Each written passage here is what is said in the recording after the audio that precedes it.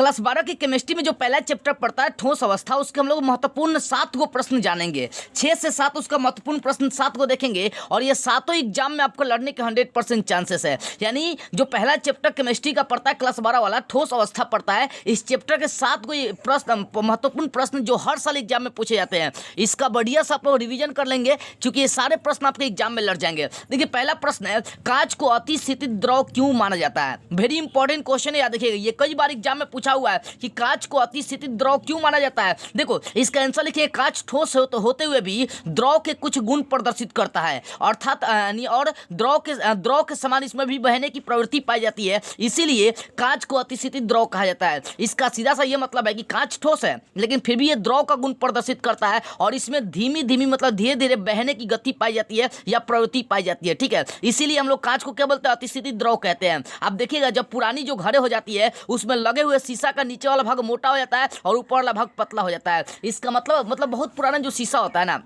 उसमें मतलब बहुत पुराना जो 4 साल 5 साल हो गया, उसमें देखिएगा अपने आप नीचे वाला भाग मोटा हो जाएगा और ऊपर वाला भाग पतला हो जाता है। इसका मतलब जानते हैं, क्योंकि जो कांच होता है उसमें बहने की गुण पाई जाती है। ठीक है, तो सिंपल से आप लिखेंगे, कांच ठोस होते हुए भी द्रव के कुछ गुण प्रदर्शित करता है और द्रव के समान इसमें भी बहने की प्रवृत्ति होती है, इसलिए कांच को अतिशीतित द्रव कहा जाता है। जैसे पुरानी इमारतों में लगे शीशे नीचे से मोटे और ऊपर से क्या हो जाते हैं? पतले हो जाते हैं। ठीक है बाबू, ये पहला प्रश्न का आंसर होगा, वेरी इंपॉर्टेंट है। दूसरा प्रश्न देखते हैं, वेरी इंपॉर्टेंट प्रश्न है, इस सबका आप लोग रिवीजन बढ़िया से कर लेंगे, नोट्स ले लेंगे इसका। ठीक है, अब देखिए इन सबका स्क्रीनशॉट भी आप लोग ले लीजिएगा। दूसरा प्रश्न है, क्रिस्टलीय ठोस और अक्रिस्टलीय ठोस में अंतर स्पष्ट करें। जो क्रिस्टलीय ठोस है और अक्रिस्टलीय ठोस है, इन दोनों में क्या करना? अंतर स्पष्ट करना है। तो लिखेंगे क्रिस्टलीय ठोस और अक्रिस्टलीय ठोस में अंतर इस प्रकार है, एक और क्रिस्टलीय ठोस एक और अक्रिस्टलीय ठोस। देखिए क्रिस्टलीय ठोस में पहला अंतर कि इसकी ज्यामितीय आकृति निश्चित होती है जबकि इसकी ज्यामितीय आकृति निश्चित नहीं होती है। इनके द्रव्यमान निश्चित होते हैं जबकि इनके द्रव्यमान निश्चित नहीं होते हैं।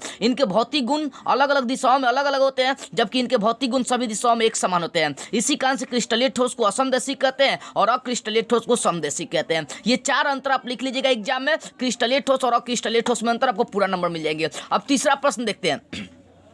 तीसरा प्रश्न हम लोग देखते हैं बाबू, तीसरा प्रश्न क्या है? तीसरा प्रश्न बोला है, क्रिस्टलीय जालक या अक्रिस्टलीय जालक को परिभाषित करना। और वेरी इंपॉर्टेंट प्रश्न है, क्रिस्टलीय जालक और अक्रिस्टलीय जालक को परिभाषित करना है। आंसर लिखेंगे, बिंदुओं का वह प्रतिरूप जो क्रिस्टल में कणों की व्यवस्था प्रदर्शित करता है उसे क्रिस्टलीय या अक्रिस्टलीय जालक कहते हैं। कोई भी आप जालक बना लीजिए और उस पर जो बिंदु होता है वही बिंदु क्या करता है? संपूर्ण क्रिस्टल की व्यवस्था को प्रदर्शित करता है, उसी को हम लोग बोलते हैं क्रिस्टलीय जालक या आकाशीय जालक कहते हैं। इसका स्क्रीनशॉट आप लोग ले लीजिएगा। ठीक है, अगला प्रश्न देखते हैं, वेरी इंपॉर्टेंट प्रश्न है कि इकाई सेल किसे कहते हैं? क्या प्रश्न बाबू? इकाई सेल किसे कहते हैं, इनके प्रकारों को परिभाषित करें। आंसर लिखेंगे, आकाशीय जालक का वह छोटा भाग जिसकी त्रिविम में पुनरावृत्ति होने पर संपूर्ण क्रिस्टल उत्पन्न होता है उसे इकाई सेल कहते हैं। मतलब छोटा सा आकाशीय जालक देखो बहुत बड़ा होता है, उसी आकाशीय जालक का यदि छोटा सा भाग उठा लेंगे तो आपका इकाई सेल कहलाता है। ठीक है, तो आकाशीय जालक का वह छोटा भाग जिसकी त्रिविम में पुनरावृत्ति होने पर संपूर्ण क्रिस्टल उत्पन्न होता है। इसका सीधा सा ये अर्थ है कि आकाशीय जालक का छोटा सा भाग इकाई सेल होता है। इकाई सेल में जैसे जैसे डॉट बढ़ाएंगे मतलब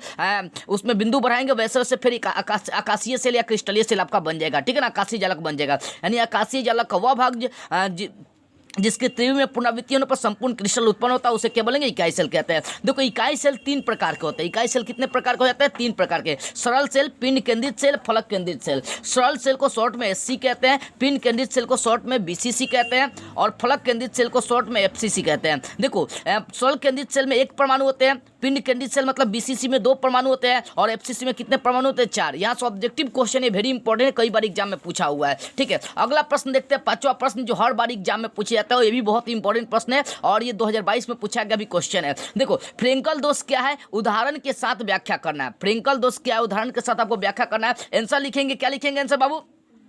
कि जब क्रिस्टल जालक में से एक आयन निकलकर जालक के किसी अंतरालीय स्थान में फंस जाता है तब उस आयन का अपना स्थान रिक्त हो जाता है, तो क्रिस्टल जालक में इस प्रकार उत्पन्न दोष को फ्रेंकल दोष कहते हैं। देखिए आपका क्रिस्टल जालक होगा, ठीक है ना, इस क्रिस्टल जालक में से एक आयन निकल जाएगा और निकल का क्या हो जाएगा? किसी अंतरालीय स्थान में हेने होने आकर फंस जाता है, तो इस प्रकार इस क्रिस्टल में संपूर्ण क्रिस्टल में जो दोष उत्पन्न होगा उसी को बोलते हैं फ्रेंकल दोष। इस प्रकार चित्र बना सकते हैं, इसका एग्जाम्पल ZNS AGBR हो गया। ठीक है, छठा प्रश्न देखते हैं और वेरी इंपॉर्टेंट ये भी प्रश्न है, छठा, कई बार एग्जाम में क्वेश्चन किया भी है। छठा प्रश्न क्या बाबू? बाबू कि स्कॉटकी चाहे इसको शॉर्टकी भी कहते हैं, ठीक है ना। शॉर्टकी दोष और फ्रेंकल दोष में अंतर स्पष्ट करना है, ठीक है ना। तो लिख दिए शॉर्टकी दोष और फ्रेंकल दोष में अंतर इस प्रकार है, एक और शॉर्टकी दोष, एक और फ्रेंकल दोष। शॉर्टकी दोष में लिख सकते हैं कि इसमें धनायन और ऋणायन दोनों कण गायब होते हैं, जबकि फ्रेंकल दोष में केवल धनायन कण गायब होते हैं, ठीक है। यह रिक्तिका दोष होता है, जबकि यह अंतराकाशी दोष होता है, ठीक है। इसमें तीसरा अंतर लिख सकते हैं कि इसमें क्रिस्टल का घनत्व कम हो जाता है, जबकि फ्रेंकल दोष में क्रिस्टल के घनत्व में कोई परिवर्तन नहीं होता है। इसमें दूगो छिद्र, दूगो रिक्तियां बनता है, क्यों? क्योंकि इसमें से देख सकते धनायन और ऋणायन शॉर्टकी में दोनों गायब होते हैं, जबकि फ्रेंकल में एक रिक्तियां होती है, क्योंकि इसमें एक ही कण गायब होते हैं, धनायन कण गायब होते हैं, ठीक है ना।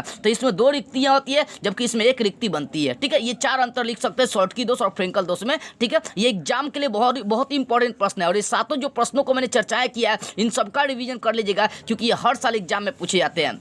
देखिए, लिथियम बीसी सिरवा बनाती है, जो लिथियम है वो कौन सिरवा बना रही है? बीसी सिरवा बना रही है। लिथियम की परमाणु त्रिज्या की गणना करना है, यानी लिथियम का में क्या निकालना है? परमाणु त्रिज्या यानी आर का मान निकालना है। यदि लिथियम के इकाई सेल का किनारा दे दिया 351 पिकोमीटर दे दिया है, तो आप लिख देंगे इकाई सेल का किनारा क्या? 351 पिकोमीटर। और VBI मारिएगा, इस बार भी एक प्रश्न आने वाला है, ठीक है ना।